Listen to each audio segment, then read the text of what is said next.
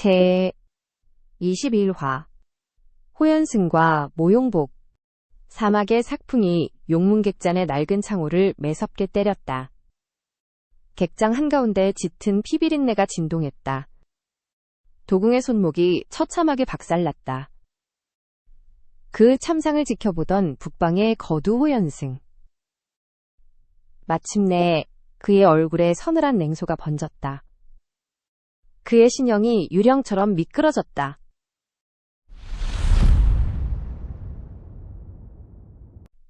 무인들의 눈조차 쫓지 못할 신법이었다. 어느새 방심하고 서 있던 모용복의 코앞이었다. 거대한 태산이 우뚝 선 듯했다. 피바람을 예고하는 압도적인 살기가 객장을 무겁게 짓눌렀다. 모용세가의 공자가 아니신가? 얼마 전 영웅대회에서 내 친히 모용세가를 위해 중재를 섰거늘 나를 잊었는가? 호연승이 끓어오르는 노기를 억눌렀다. 핏덩이에게 물러설 마지막 기회를 준 것이다. 그러나 모용복은 온실 속 화초였다. 강호의 무서움을 모르는 철부지였다. 호연승의 아량조차 눈치채지 못한 채 오만하게 턱을 치켜들었다. 늙은이가 감히 내게 인사를 따져 묻는 것인가? 모용복이 쥐부채를 쫙 폈다. 부채를 살랑살랑 흔들며 천연덕스럽게 말했다.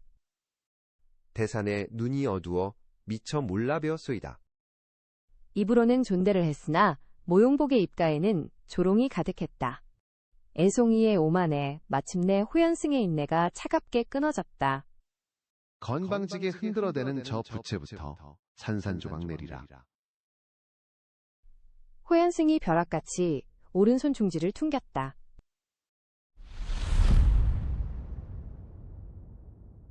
날카로운 파공성이 울려 퍼졌다. 매서운 지풍이 모용복의 왼쪽 손목을 향해 쇄도했다.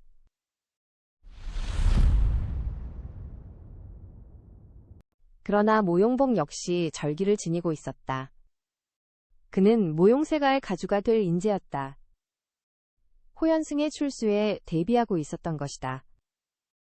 부채를 덮치는 찰나 상반신을 기괴하게 비틀었다. 어깨 관절을 꺾어 손을 소매 속으로 뱀처럼 뺐다. 세가 특유의 회피술법이었다. 첫 출수가 허공을 갈랐다. 호연승은 무림거두로서 얼굴이 화끈거렸다. 상대를 얕보는 실수를 했으나 곧 더 큰 분노가 치솟았다. 애송이가 제법이구나. 더는 손속에 여유를 두지 않겠다. 작심한 호연승이 부채를 낚아채려 오른손을 뻗는 동시에 강철 같은 왼손을 정면으로 내질렀다.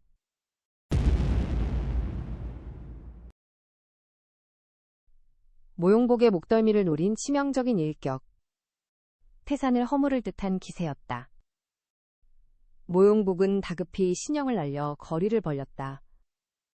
숨을 한 차례 돌린 모용복이 단전 깊은 곳에서부터 모든 공력을 극한까지 끌어올렸다.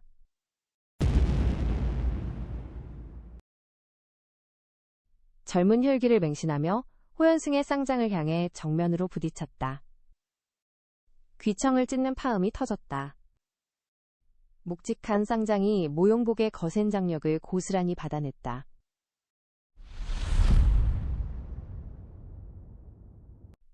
물러설 수 없는 내력 싸움의 시작이었다. 가장 흉엄한 대결. 한치의 거짓이나 눈속임이 통하지 않는 길이다.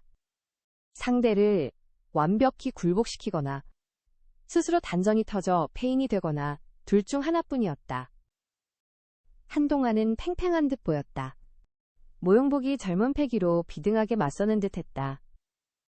그러나 착각이었다. 시간이 지날수록 전황은 호연승 쪽으로 급격히 기울었다. 모용복의 단전이 타들어갔다. 얼굴이 홍당무처럼 달아올랐다. 굵은 식은땀이 비오듯 쏟아졌다. 반면 수십 년 험노를 누빈 호연승은 태산처럼 굳건했다. 여유로운 표정으로 모용복의 진기를 말려 죽이고 있었다. 전황이 한쪽으로 급격히 기울자 지켜보던 무도와 모용원의 마음도 불안해졌다. 그때 사태를 간파한 호위무사 철웅이 다급히 속삭였다. 아가씨, 이대로면 도련님의 단전이 파열됩니다. 목숨이 위태롭습니다. 무도의 눈에도 상황은 심각해 보였다. 모용복의 낯빛은 금방이라도 피를 토할 듯 일그러져 있었다. 무도가 다급히 나섰다. 이대로 두면 신맥이 끊어질 거야. 무도가 결단을 내렸다. 허리춤에 금강검 자루를 꽉 쥐었다. 당장이라도 검기를 뿜어내어 두 사람 사이를 끊어내려 했다. 무도가 박차고 나서려는 찰나였다. 모용원이 다급히 무도의 팔을 움켜쥐었다. 안 돼. 지금 끼어들면 거센반탄역에 오라버니가 다쳐. 내가 나서볼게. 철웅 역시 무겁게 고개를 끄덕였다. 상황을 유연하게 풀 사람은 모용원뿐이었다. 모용원이 팽팽한 기운에 소용돌이 한가운데로 과감히 뛰어들었다. 호연승 앞에 엎드리듯 털썩 무릎을 꿇었다. 고개를 살짝 숙이며 애절하게 사정했다. 대사님, 몰라 뵙고 무례를 저질렀습니다. 부디 자비로운 아량으로 저희 오라버니를 용서해 주십시오. 자존심 강한 세가의 여식이 눈물로 흡수했다. 호연승의 눈빛이 미세하게 흔들렸다. 애초에 치명상을 입힐 생각은 없었다. 모용부의 딸이 무릎까지 꿇었으니 체면은 충분히 섰다. 목숨은 살려둬야 훗날 세가와의 후환이 없겠지. 호연승이 빠르게 셈을 맞췄다. 그러나 건방진 모용복의 얼굴을 보니 다시 우라가 치밀었다. 기세를 완전히 거두지 않은 채 서늘하게 내뱉었다. 좋다. 가주의 체면을 보아 이번만은 살려주마. 허나 내 제자가 뼈가 부서지는 중상을 입었으니 어찌 보상하겠느냐? 모용원이 지체 없이 머리를 조아렸다. 저희가 북경 본가로 향하는 길입니다. 대사님께서 북경에 왕림해 주신다면 가문의 이름을 걸고 성심성의껏 대접하겠습니다. 북경 모용세가의 뒷배라. 계산이 완벽히 끝났다. 호연승이 짧은 기합과 함께 반걸음 물러섰다.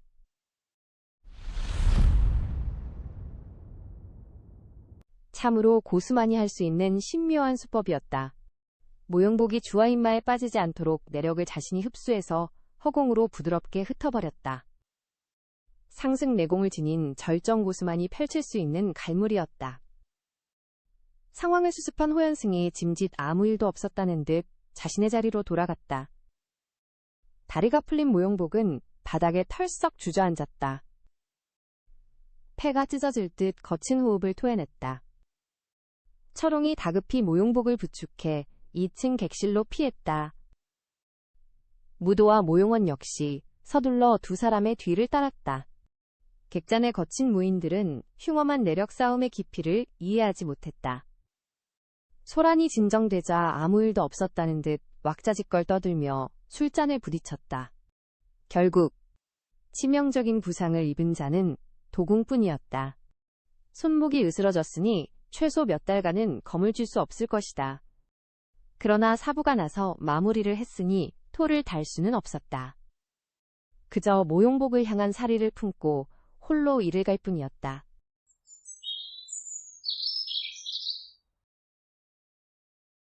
다음 날 아침, 모용복은 호연승에게 당한 굴욕을 참을 수 없었다. 하지만 태산 같은 무공의 격차를 뼈저리게 절감했다. 쥐구멍에라도 숨고 싶은 심정으로 서둘러 짐을 꾸렸다. 무도 일행은 자존심이 꺾인 그의 심사를 건드리지 않으려 서둘러 길을 나섰다. 산해관까지는 아직도 사흘길. 끝없는 협곡이 이어지는 삭막한 요서해랑이었다. 뼛속을 파고드는 모래바람 속에서 노숙을 이어갔다. 사흘 뒤, 태양이 붉게 넘어갈 무렵 지평선 너머로 영원성의 윤곽이 드러났다. 요서회랑과 산해관 사이에 위치한 군사 요새. 거친 노숙 생활에 지친 무도 일행에게는 천국이었다. 일행은 객잔의 방을 구하고 흙먼지를 씻어냈다. 철웅이 안도의 한숨을 내쉬었다. 이제 요서회랑은 무사히 지났습니다. 내일 출발하면 모레쯤 천하제일관에 당도할 것입니다. 오만한 공자였던 모용복은 호연승에게 쓴맛을 본 이후로 콧대가 처참히 꺾여 있었다. 어서 빨리 안락한 북경 모용세가에 도착하기만을 갈망했다. 반면 모용원의 눈빛은 호기심으로 반짝였다. 생전 처음 마주할 중원의 신기한 풍경을 볼 기대에 가슴이 뛰었다. 객잔 구석에 가부좌를 튼 무도는 묵묵히 기운을 다스렸다. 철웅이 없었다면 요소회랑의 폭풍이나 마적의 칼에 쓰러졌을 것이다. 다음 날 아침, 사람과 말이 활력을 되찾았다. 아침 햇살을 가르며 산해관으로 질주했다. 반나절을 달리자 대로는 사람들로 붐볐다. 짐수레를 끄는 상단과 유민들의 피난 행렬이 이어졌다. 힘겨운 피난 행렬을 보자 무도는 의형구삼이 떠올랐다. 구삼 형님은 무사히 북경에 도착하셨을까? 험난한 여정 속에서 구삼내 가족이 어찌 견뎌냈을지 걱정이 앞섰다. 북경에 닿으면 구삼부터 찾으리라 다짐했다. 어둠이 짙게 깔릴 무렵 희미한 객잔의 등불이 보였다. 산해관을 앞둔 마지막 길목이었다. 몰려드는 유민들로 발 디딜 틈 없는 만원이었다. 주인이 배짱을 부리자 모용복이 은자를 2배로 얹어줘 겨우 비좁은 방 2개를 얻었다. 모용원이 독방을 썼다. 세 남자는 남은 방에 몸을 구겨 넣었다. 오만했던 모용복도 상황이 상황인지라 군소리 없이 따랐다. 짐을 풀자 모용복의 시선이 무도의 허리춤에 메인 검으로 향했다. 무도. 그 검 좀 내게 보여줘. 무도가 선뜻 금강검을 건넸다. 철웅이 다가와 투박한 검신을 살피며 혀를 내둘렀다. 북방조선의 무쇠가 날카롭고 단단하다더니 과연 헛소문이 아니었군요. 겉은 투박하나 벼려짐이 천하의 명검입니다. 모용복이 아쉬운 듯 돌려주며 물었다. 북경 본가에 도착하면 네 검을 제대로 살펴보고 싶군. 그때 한 번 더 빌려줄 수 있겠지? 검을 목숨처럼 여기는 무인이라면 자신의 검을 남에게 주기를 꺼려할 터. 그러나 무도는 흔쾌히 대답했다. 그래. 네가 원한다면 북경에서 언제든 내어줄게. 천뜻 내주겠다는 대답에 모용복이 오히려 살짝 놀란 표정을 지었다. 그래. 단 한 번이면 충분해. 다음 날 일행은 중원의 심장부를 향해 빠르게 질주했다. 대지를 집어삼킬 듯 웅장한 성곽이 길을 가로막았다. 거대한 성루 위에 천 하제일관이라는 5글자가 세상을 굽어보았다. 성문 앞은 유민들로 아비규환이었다. 무도 일행은 세가의 출입증으로 단숨에 통과했다. 힘없는 자들의 비애를 보며 무도는 씁쓸함을 삼켰다. 위압적인 산해관을 넘어서자 풍경이 판이하게 바뀌었다. 푸른 산천과 비옥한 대지가 눈부시게 아름다웠다. 모용원이 짐을 풀기도 전에 무도의 손을 덥석 잡고 번화한 거리로 이끌었다. 오빠, 우리 거리 구경부터 하자. 무도 역시 다정하게 발걸음을 맞췄다. 그래 언아. 일단 시장부터 제대로 구경해볼까? 시장통을 구경하던 모용원이 문득 눈을 반짝였다. 오빠, 본가 서구의 옛 축간에서 읽었는데 이 근처 바닷가에 갈석궁이라는 옛 궁궐터가 있대.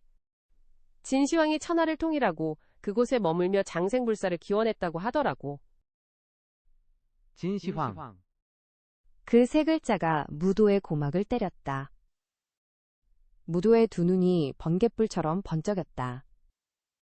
반쪽짜리 비급 수타양경이 잠든 지하 황릉의 주인이 아니던가.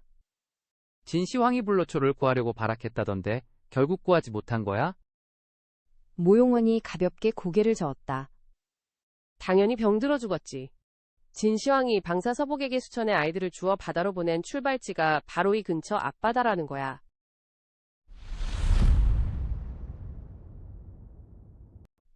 무도의 심장에서 거대한 벼락이 쳤다.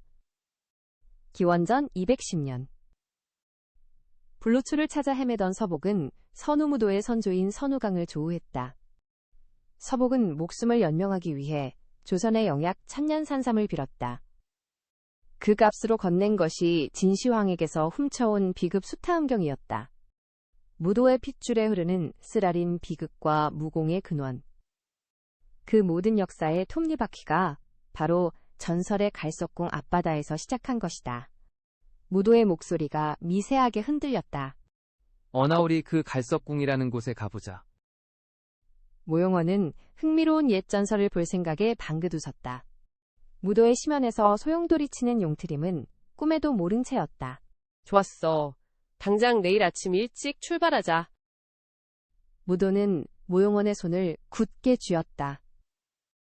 서복의 흔적을 찾는다면 아버지가 남긴 유언이자 조선의 혼을 부활시킬 열쇠, 수타양경을 찾을 단서라도 쥘 수 있지 않을까 하는 생각이 들었다. 조선의 뜨거운 피가 단전 깊은 곳에서부터 맹렬하게 끓어오르며 무도의 온몸을 전율케 하고 있었다. 무도의 이야기는 계속 이어집니다.